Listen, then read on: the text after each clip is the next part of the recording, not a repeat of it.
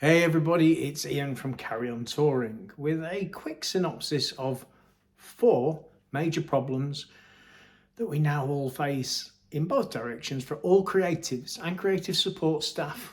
This is people coming into the UK from the EU and from the UK into the EU. Did I get that right? From the EU coming into the UK, from the UK going into the EU. Yes, I did. So the first problem, of course, is the 90 and 180 day rule, which you'll have seen a lot from our site and other places trying to eliminate this problem, which sits on top of the visa regulations for every country. This includes the UK and each of the EU 27 for work purposes. So 90 and 180 problem, we need to solve that. And there are solutions. I've put forward my own, other people have. ISM, Live, MU, Bec2, we're all working together on that. Number 1.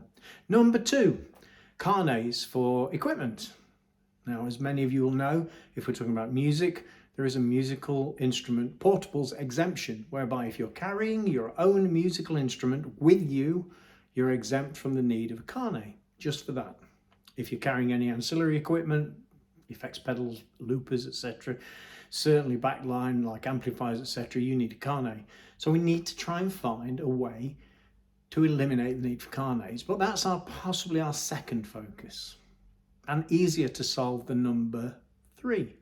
Number 3 is all about merchandise. Now, because the UK and the EU are no longer in the single market, as you know, then it is difficult to find a solution to merchandise across borders, whereby you have to pay import duty, import VAT, which you can claim back if you don't sell the goods in question. There's a difference between the UK and the EU on the amount of money for the goods before you need to make a full customs declaration.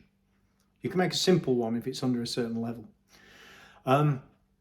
If it's over a certain level, or because of origin of goods, if you're bringing t-shirts, etc. in, then you have to make a full customs declaration, a real pain in the ass, and also potentially quite expensive in time and effort. We might find a solution one day to that. Now, number 4 is about the movement of people and goods, and that means the actual transportation. At the moment, if you're traveling in a car, on the ferry, etc., or on the tunnel, there's more to do, more administration to do. There's also, for commercial vehicles, in certain situations, cabotage, which is another unforeseen consequence of Brexit in both directions. And many of you will have heard about having to do no more than 3 stops, then going back to your country of origin, etc., etc. Now, we will focus on that later as well, along with our colleagues at Live, Bec2, ISM, MU.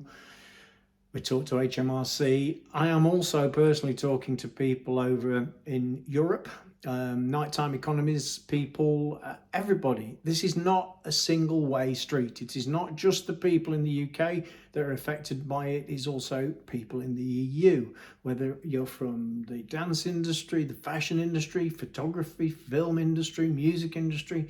Everybody is affected with more costs, more hassle, and also the logistical nightmares this creates means that we have less time to spend messing around at the borders and then creating a situation whereby we can't get to where we need to get to. So it's reducing even if you manage to get past all the red tape and the bureaucracy and the extra time taken, it reduces the amount of time you can get from show to show.